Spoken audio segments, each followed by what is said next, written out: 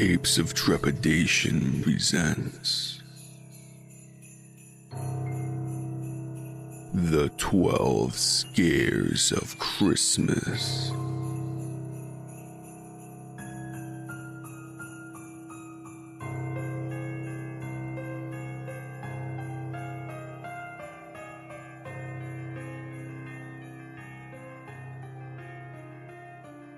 Day 2.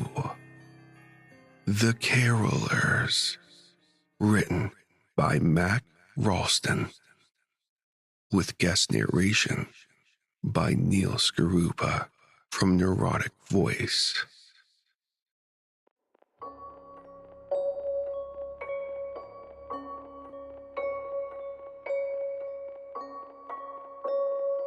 The following is an account of the oral tradition of the Carolers phenomena. There is no known region or timeline of origin in regard to this tradition. Rather, this account will pull folklore, urban myth, and eyewitness accounts from a variety of places and times. The Carolers, sometimes referred to as the Wassailers, is a phenomenon that occurs predominantly during the month of December. However, some reports suggest that occurrences in late November and early January have also been recorded. The phenomenon appears to be supernatural in origin, and there appears to be no certain way to trigger the occurrence. However, every witness to the apparition has one crucial similarity.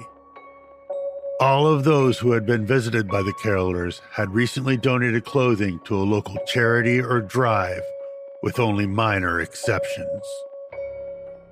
Given the seasonal timing of the occurrence, surrounding or on the Christmas holiday, the clothing in question is often wintertime outerwear, including but not limited to jackets, coats, sweaters, vests, mittens, gloves, scarves, beanies, bonnets, earmuffs, snow boots, and other assorted cold weather attire.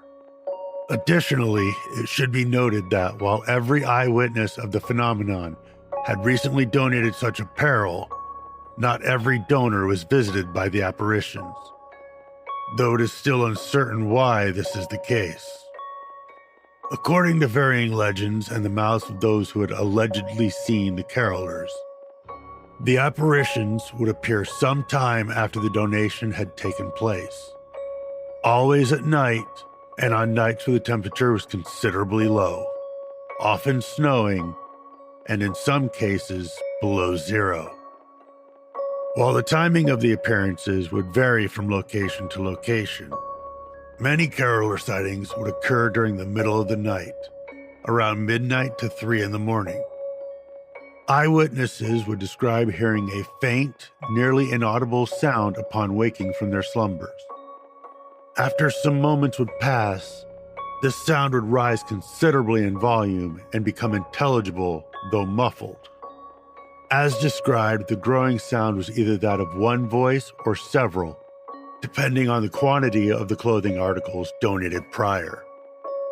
The voices were often described as angelic or otherworldly, and would reportedly be heard singing Christmas carols from outside the home. Hence, the phenomenon is referred to as the Carolers. As such, the following list catalogs every known song reportedly sung by the apparitions, although the catalog is incomplete and constantly being updated as new sightings occur and new songbooks are discovered. Here We Come A-Caroling, Silent Night, Good King Wenceslas, Adestus Fidelis, It Came Upon a Midnight Clear, God Rest Ye Merry Gentlemen, Angels We Have Heard on High, Coventry Carol, We Three Kings, In the Bleak Midwinter, and The Little Drummer Boy.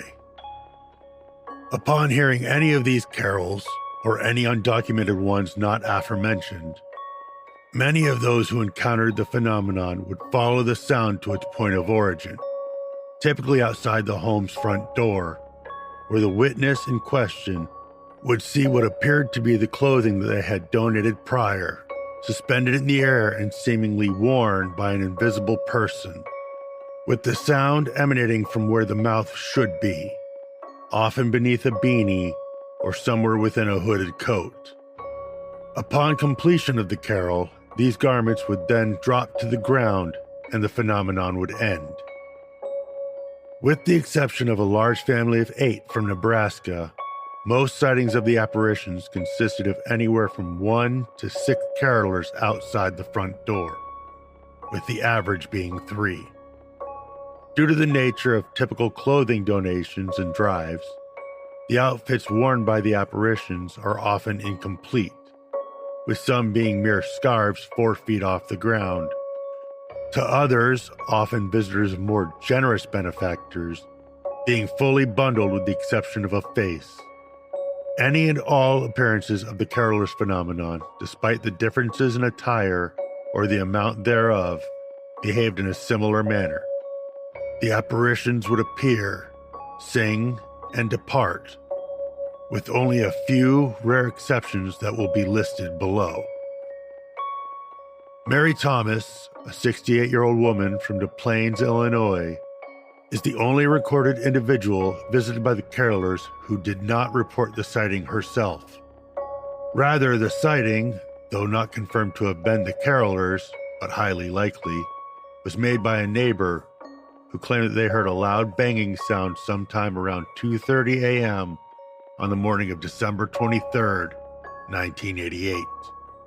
Upon donning a robe and heading over to the Thomas residence, the neighbor discovered the front door to be wide open, a pile of old clothes littering the front porch, and Mary Thomas' body lying on the hallway rug. Thomas had suffered a heart attack sometime between 2 in the morning and when the neighbor had found her.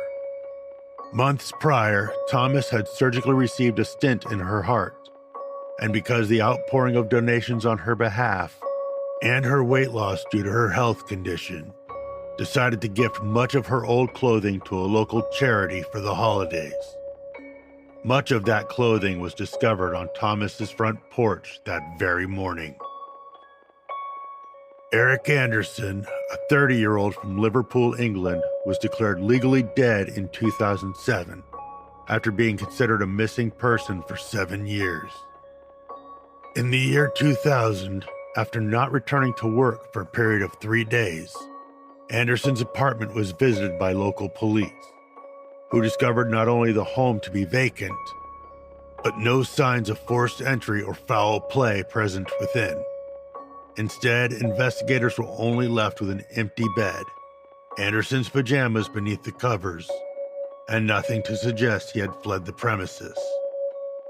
All of Anderson's clothes and suitcases were accounted for, and a wallet containing his ID and $600 in cash were retrieved from the nightstand. Though no official connection to the phenomenon ever surfaced, Anderson's eventual obituary did describe him as a charitable man. Despite this claim, however, little evidence of such generosity was conveyed in Anderson's financial statements. Additionally, these statements never once suggested that Anderson had any children, nor was he paying any form of child support. Yet, in spite of this, 10 children's winter garments were discovered surrounding Anderson's bed on the night the police investigated his disappearance. One of the earliest documented cases of the phenomenon occurred during a midnight mass at the Basilica of St. Luke in North Bay, Ontario, on Christmas Eve, 1895. It describes a candlelit service that ended with a choral rendition of Silent Night. As the first verse came to an end and the second began, the congregation within the small church heard a loud swell of voices that rattled the stained glass windows and surrounded the entire building. Many of those within ceased their singing, but according to a letter written from the basilica to a neighboring one, the heavenly hosts continued their praises until the final word was uttered. When the final voices had finished the song, many of the congregants in attendance, led by candlelight, made their way outside and into the snowstorm that awaited them. Even those too fearful to trek beyond the warmth of the building rejoiced as the arms of their brothers and sisters in Christ carried bundles of blankets, hand-knitted sweaters, and other gifts from the Lord into their sanctuary.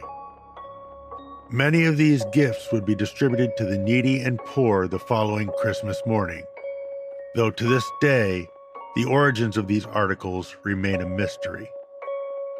Many paranormal investigators and some religious scholars have concluded that, if the claims of the phenomenon should be considered truthful, the carolers are mere harbingers who, rather than offer warnings for the future, offer gratitude for the past. However, others, far more skeptical of purely good-willed beings of Yule, suggest that the carolers, if they exist at all, may also serve as vengeful Christmas-time spirits.